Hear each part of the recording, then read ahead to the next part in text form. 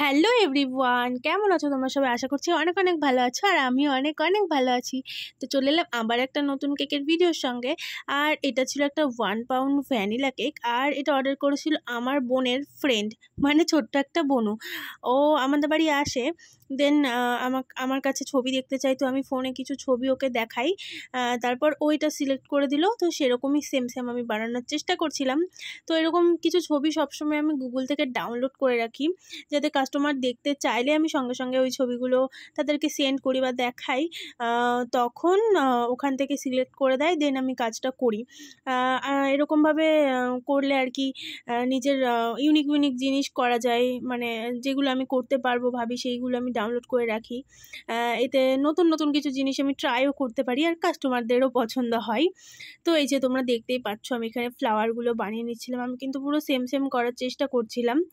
আর সেই দিনকে এত গরম পড়েছিল যে ঠিকমতো আমি ফুলগুলো রেডি করতে পারছিলাম না। আর তোমরা দেখলে আমি ফিনিশিং নিয়ে একদম ঘাটাঘাটি করিনি, জাস্ট একবারে যা হয়েছে তাই, কারণ বেশি ঘাটাঘাটি করতে গেলে হয়তো পুরো ক্রিমটাই আমার নষ্ট হয়ে যেত। তো তারপরে আমি এই রোজ নজেলটা দিয়ে এত সুন্দর বর্ডার করে দিয়েছি, ভাবতেই পারিনি। তো এরকমভাবে বর্ডারটা আমি করে দিলাম, দেন এটাকে কিছুক্ষণ ফ্রিজে সেট হতে দিয়েছিলাম।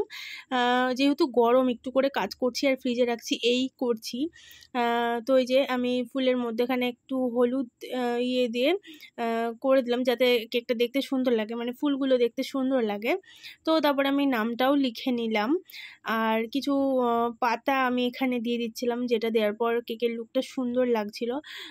তো যেরকম পাঠিয়েছিল, মানে যেরকম দেখাচ্ছিল আর কি পিকটা, পুরো সুন্দর অতটা সুন্দর হয়নি, বাট আমি আমার সাধ্যমতো চেষ্টা করেছি।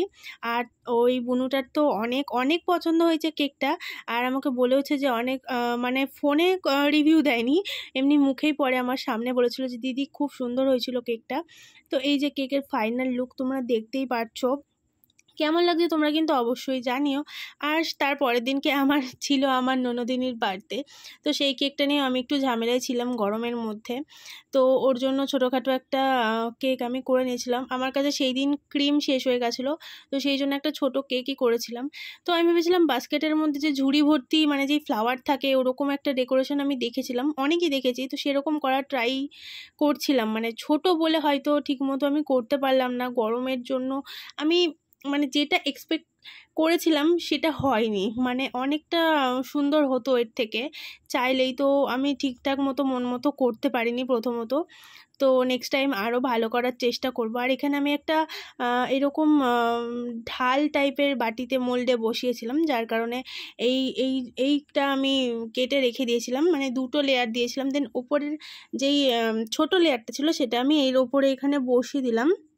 তো তারপর এখানে কিছুটা ক্রিম দিয়ে নিচ্ছি, যাতে ফ্লাওয়ারগুলো সুন্দর করে বসে। আর এত গরম আমি তো বললামই, তো এই ফ্লাওয়ারগুলো বানাতে গিয়ে আমার নাজেহাল অবস্থা হয়ে গিয়েছিলো, তো সেই জন্য আমি ক্যামেরা অন করিনি, আমি চুপটি করে এক জায়গায় বসে এটা ডেকোরেশন করে নিয়েছি। তো এই যে তোমরা দেখতেই পাচ্ছ, কেমন লাগছে তোমরা কিন্তু জানিও, একটুও ভালো হয়নি আমি জানি, তাও ভিডিও যেহেতু করেছি সেই জন্য তোমাদের সঙ্গে শেয়ার করেই নিলাম।